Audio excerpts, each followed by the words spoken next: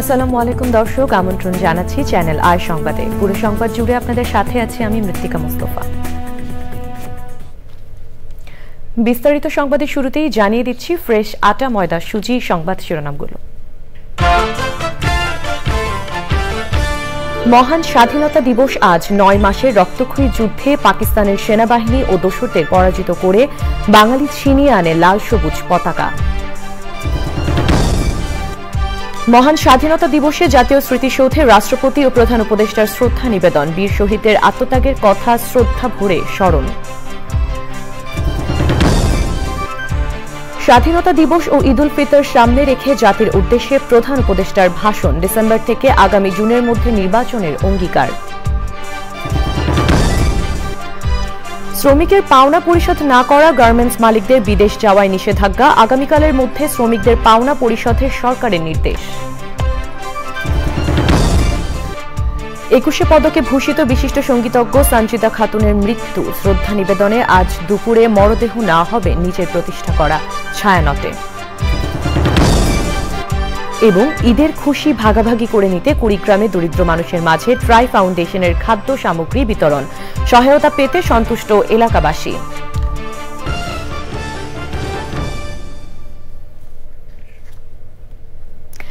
দর্শক, সংবাদ শিরোনামগুলো জানাচ্ছিলাম। এখনকার সংবাদ আয়োজন একই সঙ্গে চ্যানেল আইয়ের ইউটিউব চ্যানেলে এবং চ্যানেল আইয়ের ওটিটি প্ল্যাটফর্ম আই স্ক্রিনে লাইভ স্ট্রিম হচ্ছে।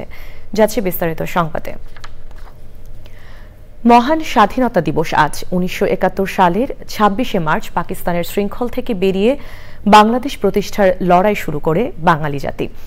9 মাসের রক্তক্ষয়ী যুদ্ধে পাকিস্তানের সেনাবাহিনী ও তাদের দোসরদের পরাজিত করে বাঙালি ছিনিয়ে আনে চির আকাঙ্ক্ষিত লাল সবুজ পতাকা। লুৎফর রহমান সোহাগের রিপোর্ট। 1971-এর 25শে মার্চ বাংলাদেশে নেমে আসে মানব ইতিহাসের ভয়ঙ্কর এক কালরাত। অপারেশন সার্চলাইটের নামে অতর্কিত হামলায় বর্বর পাকিস্তান বাহিনী নিরস্ত্র বাঙালির উপর শুরু করে গণহত্যা। ঢাকা বিশ্ববিদ্যালয়, নীলক্ষেত, পিলখানা, রাজারবাগ সহ গুরুত্বপূর্ণ এলাকাগুলো সাক্ষী হয় নৃশংসতার।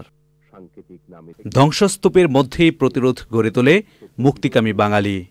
শহর থেকে গ্রামে গ্রামে দেশপ্রেমিক জনতা লড়তে থাকে পাকিস্তানের সেনাবাহিনী ও তাদের এদেশীয় দোসর রাজাকার আলবদর আশামসের বিরুদ্ধে। প্রাণঘাতী যুদ্ধে বাংলাদেশ পরিণত হয় মৃত্যুপুরীতে।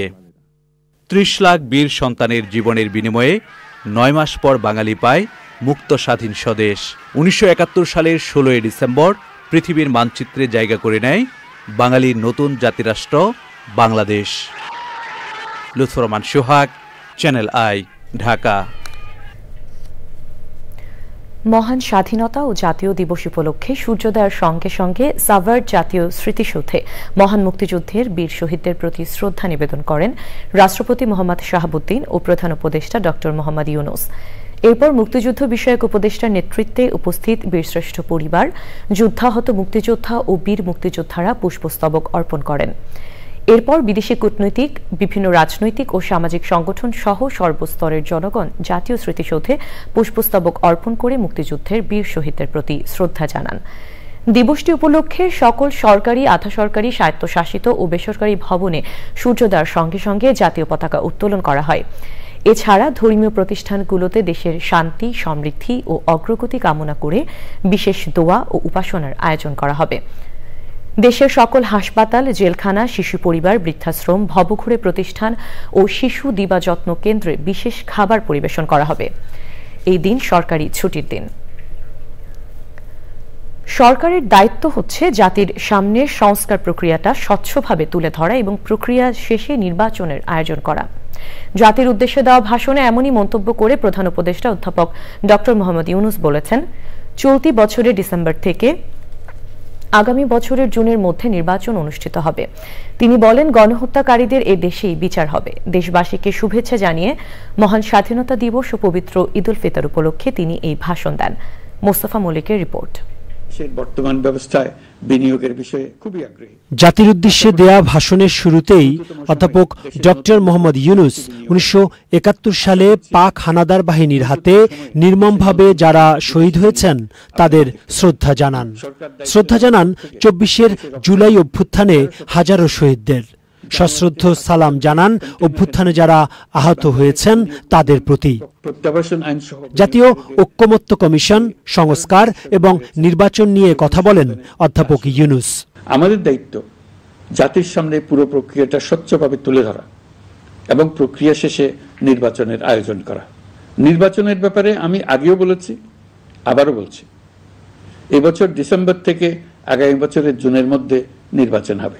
আমরা চাই আগামী নির্বাচনটি বাংলাদেশের ইতিহাসে সবচেয়ে অবাধ, সুষ্ঠু ও গ্রহণযোগ্য নির্বাচন হবে। রমজানে যাতে কোনোভাবেই পণ্যের দাম না বাড়ে সেজন্য সরকারের বাড়তি নজরদারির কথা জানান প্রধান উপদেষ্টা। এই রমজানে যাতে কোনো পণ্যের দাম বেড়ে না যায় এবং বিদ্যুৎ সরবরাহ যেন বিঘ্নিত না হয়, সেজন্য আমরা সর্বোচ্চ চেষ্টা করেছি। রমজান মাস জুড়ে সরবরাহ চেনের প্রতিবন্ধকতা কঠোরভাবে প্রতিহত করতে সব ধরনের ব্যবস্থা আমরা নিয়েছি। দেশের সকল জায়গা থেকে খবর এসছে যে এই রমজানের দ্রব্যমূল্য আগের তুলনায় কমেছে, জনগণ স্বস্তি পেয়েছে। দাম নিয়ন্ত্রণে এই প্রচেষ্টা চলমান থাকবে। গত ১৬ বছরের লুটপাটের চিত্র তুলে ধরে অধ্যাপক ইউনূস বলেন, আপনারা সেটার ভুক্তভোগী ছিলেন। তারা পালিয়ে যাবার সময় এক লন্ডভন্ড অর্থনীতি রেখে গেছে। এই পরিস্থিতিতে দায়িত্ব নেবার পর অর্থনীতি পুনরুদ্ধারের জন্য অন্তর্বর্তী সরকার নানা উদ্যোগ নিয়েছে। ব্যাংকিং খাতে শৃঙ্খলা ফিরেছে। ক্রমান্বয়ে অর্থনীতির অপরাপর সুযোগগুলো ইতিবাচক ধারায় ফিরতে শুরু করেছে। পলাতক সরকারের আমলে চট দখলের মতো দেশের ব্যাংকগুলো দখল করে নেওয়া হয়েছিল। আমানতকারীর টাকাকে তারা নিজেদের ব্যক্তিগত টাকায় রূপান্তরিত করে ফেলেছিল। গত ১৫ বছরে $234 বিলিয়ন পাচার হয়েছে। বিদেশে অধ্যয়নরত সন্তানের কাছে টাকা পাঠানোর নামে তিনি সন্তানের লেখাপড়ার জন্য এক সেমিস্টারের অর্থাৎ ৩ মাসের খরচ বাবদ অফিসিয়াল ব্যাংকিং চ্যানেলে পাঠিয়েছেন $3,33,00,000, অর্থাৎ প্রায় ৪০০ কোটি টাকা। কিভাবে একজন প্রধানমন্ত্রী নিরস্ত্র মানুষকে হত্যার পর লাশ লুকানোর নির্দেশ দেন? প্রশ্ন প্রধান উপদেষ্টার। জাতিসংঘের রিপোর্ট পড়ে সবার গায়ের লোম দাঁড়িয়ে গেছে। কি ভয়াবহতা! কিভাবে একজন প্রধানমন্ত্রী নিজ দেশে নিরস্ত্র মানুষকে হত্যার পর লাশ লুকিয়ে ফেলার নির্দেশ দিতে পারে? ক্ষমতা আঁকড়ে রাখার জন্য তিনি পৃথিবীর সকল নিষ্ঠুরতা ছাড়িয়ে গেছেন। যারা গণহত্যায় জড়িত ছিল, যারা নির্বিচারে মানুষ হত্যা করেছে, যারা ইতিমধ্যে হত্যাকারী হিসেবে বিশ্বের কাছে স্বীকৃত, তাদের বিচার এ দেশের মাটিতে হবেই। ৩৬ মিনিটের দেয়া ভাষণে অধ্যাপক ইউনূস বলেন, ঈদে পরিবার পরিজন নিয়ে নির্বিঘ্নে ও আনন্দ নিয়ে নিজ নিজ বাড়ি যাবেন। গরিব পরিবারের খোঁজ খবর নেবেন, তাদের ভবিষ্যৎ ভালো করার জন্য চিন্তা ভাবনা করবেন এবং আপনার সন্তানদের সঙ্গে তাদের পরিচয় করিয়ে দেবেন। Mostafa Mallik, channel I, Dhaka. শ্রমিকের পাওনা পরিশোধ না করা তৈরি পোশাক কারখানার মালিকদের বিদেশ যাওয়ায় নিষেধাজ্ঞা জারি করেছে সরকার। বৃহস্পতিবারের মধ্যে সকল শ্রমিকের পাওনা পরিশোধ করার নির্দেশ দেওয়া হয়েছে।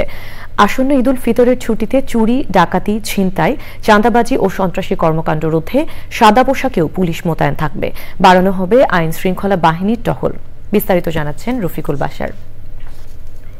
ঈদ উল ফিতরের সময় আইন শৃঙ্খলা পরিস্থিতি নিয়ন্ত্রণে রাখতে একগুচ্ছ সিদ্ধান্ত নিয়েছে আইন শৃঙ্খলা সংক্রান্ত উপদেষ্টা পরিষদ কমিটি। ঈদের আগেই শ্রমিকদের বেতন বোনাস পরিশোধের ব্যবস্থা নিতে সংশ্লিষ্টদের নির্দেশ দেওয়া হয়েছে।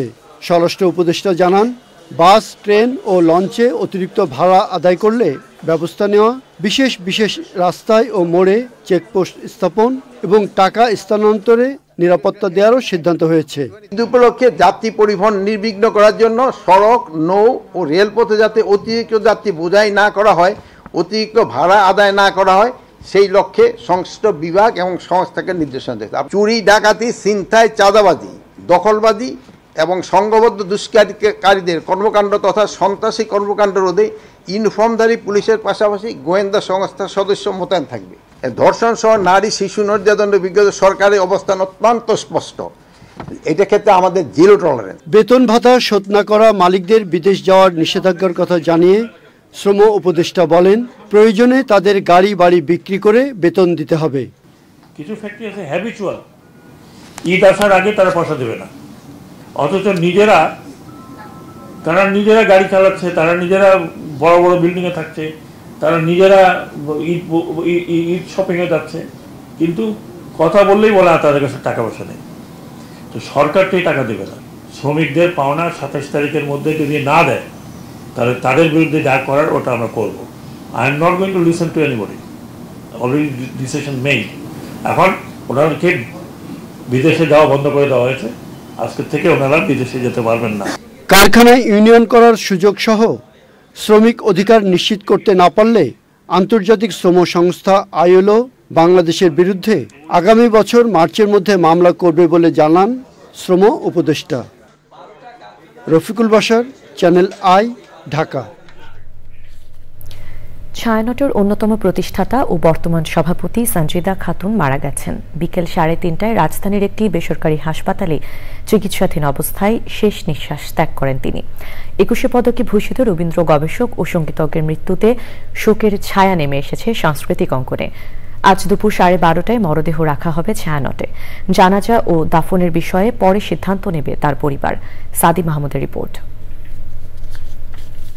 সঞ্জিদা খাতুন, তিনি একাধারে ছিলেন একজন রবীন্দ্রসঙ্গীত শিল্পী, লেখক, গবেষক, সংগঠক, সঙ্গীতজ্ঞ এবং শিক্ষক। জীবদ্দশায় বাঙালি সংস্কৃতির অগ্রযাত্রা ও বিকাশে কাজ করে গেছেন।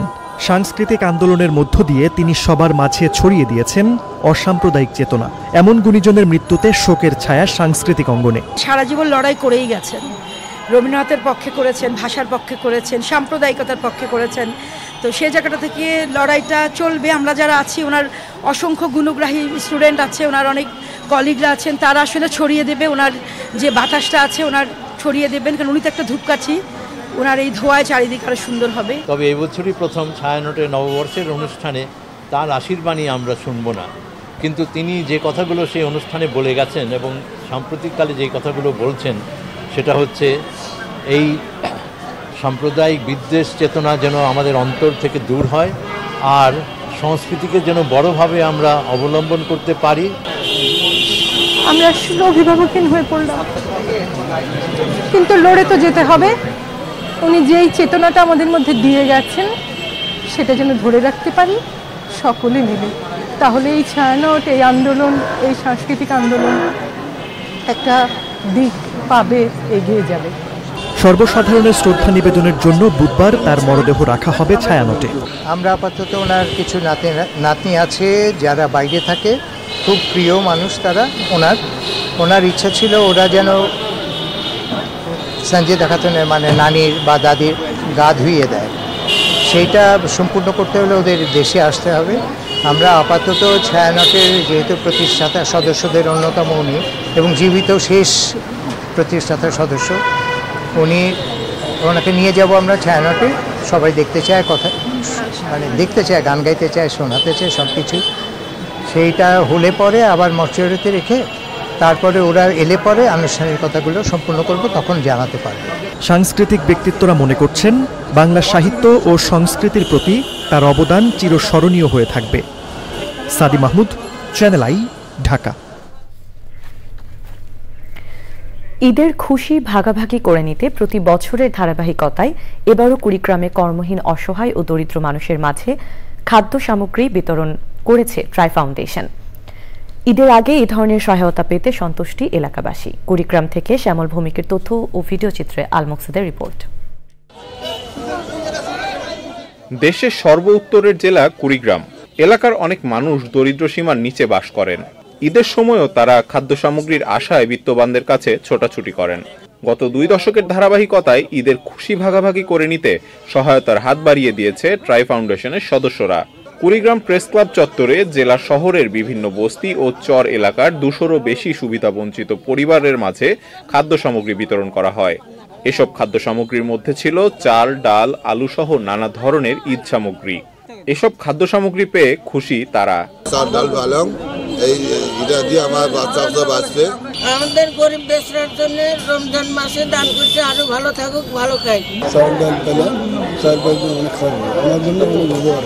ট্রাই ফাউন্ডেশনের এমন উদ্যোগকে সাধুবাদ জানিয়েছে স্থানীয় সুধীজনরা। ঈদে সাধারণ মানুষের ঈদ আনন্দ ভাগাভাগি করার জন্য যে উদ্যোগটি গ্রহণ করেছে এটা অত্যন্ত সাধুবাদ জানাই।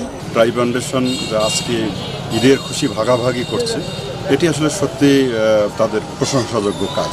ট্রাই ফাউন্ডেশন কয়েক মাস আগেও যেহেতু দিয়েছিল আমাদের দুস্থ মানুষের জন্য, এখনও দিচ্ছে এবং এই ধারা যেন সর্বত্র চলমান থাকে। দুস্থ মানুষের জন্য যে সহায়তা করছে এটা কুড়িগ্রাম প্রেস ক্লাবের পক্ষ থেকে আমরা ধন্যবাদ জানাচ্ছি। ট্রাই ফাউন্ডেশনকে ধন্যবাদ জানাই যে গ্রীষ্ম বর্ষা সব সময় আসলে তাদের আমরা দেখেছি যে মানুষের পাশে দাঁড়ানো। ট্রাই ফাউন্ডেশন দীর্ঘদিন ধরে শীত, বন্যা সহ বিভিন্ন প্রাকৃতিক দুর্যোগ ও ঈদের সময় সুবিধা বঞ্চিত মানুষের পাশে রয়েছে। আমরা আশা করি শুধু ট্রাই ফাউন্ডেশন না, বাংলাদেশের বিভিন্ন সংস্থা এবং যারা ধনবান ব্যক্তি তারা এই দুস্থ মানুষগুলোর পাশে বিভিন্ন পর্বণে এগিয়ে আসে এবং ট্রাই ফাউন্ডেশনও তাদের যে সহায়তার হাত সেটা যেন অব্যাহত রাখে। সরকারের পাশাপাশি ট্রাই ফাউন্ডেশনের মতো অন্যান্য স্বেচ্ছাসেবী সংগঠন ও সামর্থ্যবান ব্যক্তিবর্গ এগিয়ে আসলে দরিদ্র ও কর্মহীন মানুষের কষ্ট অনেকাংশে লাঘব হবে, সকলেই ঈদের খুশি ভাগাভাগি করে নিতে পারবে। আল মুকসিদ, চ্যানেল আই। দর্শক, এবারে চলে যাচ্ছি বিরতিতে। দর্শক, ফিরে এলাম বিরতির পর। প্রধান উপদেষ্টার বিশেষ দূত লুৎফে সিদ্দিকী বলেছেন, আগের সরকারের আমলে সবখানে ন্যায্যতার এবং প্রতিযোগিতার বদলে সিন্ডিকেটের দৌরাত্ম্য সৃষ্টি হয়। ইকোনমিক রিপোর্টার্স ফোরাম এবং বাংলাদেশ অ্যাগ্রোকেমিক্যাল ম্যানুফ্যাকচারার্স অ্যাসোসিয়েশন বামার সেমিনারে প্রধান অতিথি ছিলেন তিনি। স্বল্পোন্নত দেশ থেকে উন্নয়নশীল দেশে উত্তরণের পর অ্যাগ্রোকেমিক্যাল শিল্পে কি প্রভাব পড়বে সেই বিষয়ে মূল প্রবন্ধ উপস্থাপন করেন বামার সভাপতি KSM মোস্তাফিজুর রহমান। বিষয়টি নিয়ে আলোচনা করেন প্রধান উপদেষ্টার প্রেস সচিব শফিকুল আলম এবং D8 চেম্বারের মহাসচিব আশরাফুল হক চৌধুরী।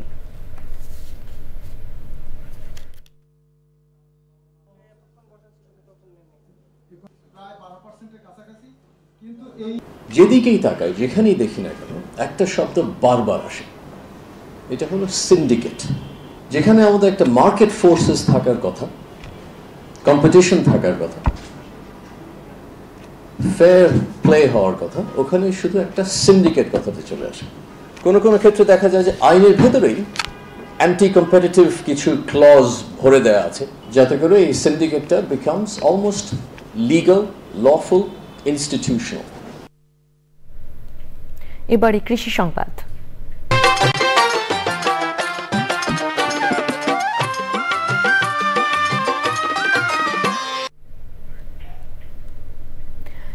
বাগেরহাটের মোরেলগঞ্জে পলিমাছ পদ্ধতিতে বেগুন চাষ করে লাভবান হচ্ছে চাষিরা। এই পদ্ধতিতে ফলন বেশি হওয়ায় লাভও বেশি বলছে কৃষি বিভাগ।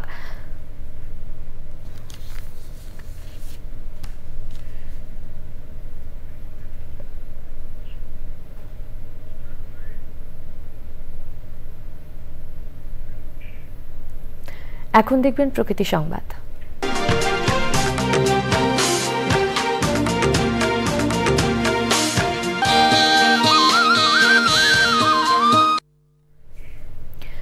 মুসলিম স্থাপত্যের অনন্য নিদর্শন চাঁদপুরের ঐতিহ্যবাহী হাজীগঞ্জ বড় মসজিদ। মসজিদটিতে স্থাপত্য শিল্পের যে নির্মাণশৈলী দেওয়া হয়েছে তা যেন স্থাপত্য শিল্পেরই বিশুদ্ধ ব্যাকরণ। দৃষ্টিনন্দন মসজিদটি দেখতে দেশের বিভিন্ন প্রান্ত থেকে ছুটে আসেন হাজারো ধর্মপ্রাণ মুসল্লি ও পর্যটকরা।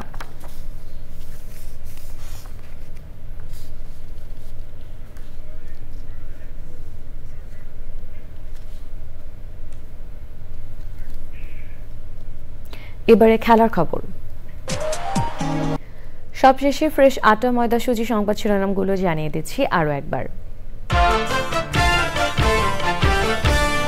মহান স্বাধীনতা দিবস আজ 9 মাসের রক্তক্ষয়ী যুদ্ধে পাকিস্তানের সেনাবাহিনী ও দোসরদের পরাজিত করে বাঙালি ছিনিয়ে আনে লাল সবুজ পতাকা। মহান স্বাধীনতা দিবসে জাতীয় স্মৃতিসৌধে রাষ্ট্রপতি ও প্রধান উপদেষ্টার শ্রদ্ধা নিবেদন, বীর শহীদদের আত্মত্যাগের কথা শ্রদ্ধা ভরে স্মরণ। স্বাধীনতা দিবস ও ঈদ উল ফিতর সামনে রেখে জাতির উদ্দেশ্যে প্রধান উপদেষ্টার ভাষণ, ডিসেম্বর থেকে আগামী জুনের মধ্যে নির্বাচনের অঙ্গীকার। শ্রমিকের পাওনা পরিশোধ না করা গার্মেন্টস মালিকদের বিদেশ যাওয়ায় নিষেধাজ্ঞা, আগামীকালের মধ্যে শ্রমিকদের পাওনা পরিশোধের সরকারের নির্দেশ। 21শে পদকে ভূষিত বিশিষ্ট সঙ্গীতজ্ঞ সঞ্জিদা খাতুনের মৃত্যু, শ্রদ্ধা নিবেদনে আজ দুপুরে মরদেহ নেওয়া হবে নিজের প্রতিষ্ঠা করা ছায়ানটে।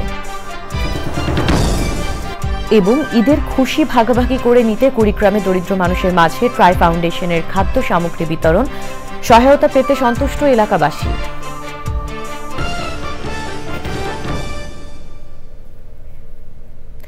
চ্যানেল আইয়ের সর্বশেষ সংবাদ জানতে ভিজিট করুন channelionline.com এবং যুক্ত থাকুন আমাদের সোশ্যাল মিডিয়া প্ল্যাটফর্মগুলোর সাথে। এই ছিল এখনকার সংবাদ, সবাইকে সাথে থাকার জন্য ধন্যবাদ।